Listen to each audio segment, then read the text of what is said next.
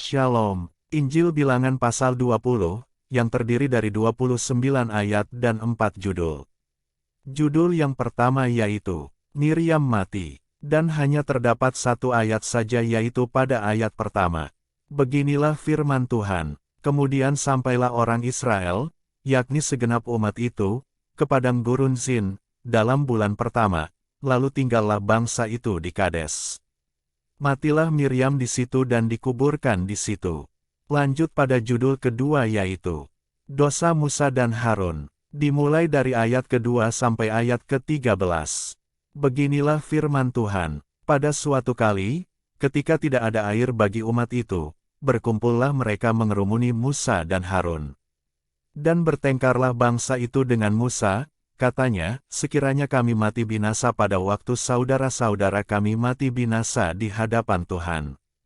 Mengapa kamu membawa jemaah Tuhan ke padang gurun ini, supaya kami dan ternak kami mati di situ? Mengapa kamu memimpin kami keluar dari Mesir, untuk membawa kami ke tempat celaka ini, yang bukan tempat menabur, tanpa pohon ara, anggur dan delima, bahkan air minum pun tidak ada? Maka pergilah Musa dan Harun dari umat itu ke pintu kemah pertemuan, lalu sujud. Kemudian tampaklah kemuliaan Tuhan kepada mereka. Tuhan berfirman kepada Musa, ambillah tongkatmu itu dan engkau dan Harun, kakakmu, harus menyuruh umat itu berkumpul, katakanlah di depan mata mereka kepada bukit batu itu supaya diberi airnya, demikianlah engkau mengeluarkan air dari bukit batu itu bagi mereka dan memberi minum umat itu serta ternaknya. Lalu Musa mengambil tongkat itu dari hadapan Tuhan, seperti yang diperintahkannya kepadanya. Ketika Musa dan Harun telah mengumpulkan jemaah itu di depan bukit batu itu, berkatalah ia kepada mereka, dengarlah kepadaku, hai orang-orang durhaka, apakah kami harus mengeluarkan air bagimu dari bukit batu ini? Sesudah itu Musa mengangkat tangannya, lalu memukul bukit batu itu dengan tongkatnya 2 kali, maka keluarlah banyak air, sehingga umat itu dan ternak mereka dapat minum.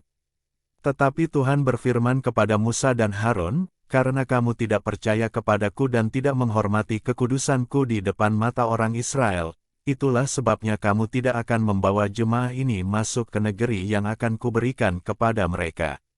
Itulah mata air Meriba, tempat orang Israel bertengkar dengan Tuhan dan ia menunjukkan kekudusannya di antara mereka.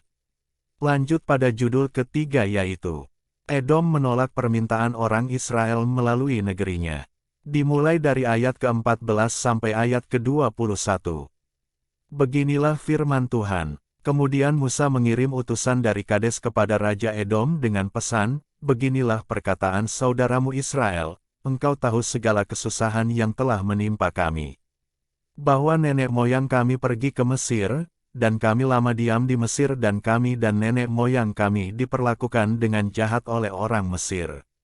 Bahwa kami berteriak kepada Tuhan, dan ia mendengarkan suara kami, mengutus seorang malaikat dan menuntun kami keluar dari Mesir.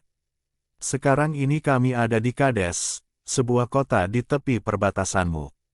Izinkanlah kiranya kami melalui negerimu, kami tidak akan berjalan melalui ladang-ladang dan kebun-kebun anggurmu dan kami tidak akan minum air sumurmu.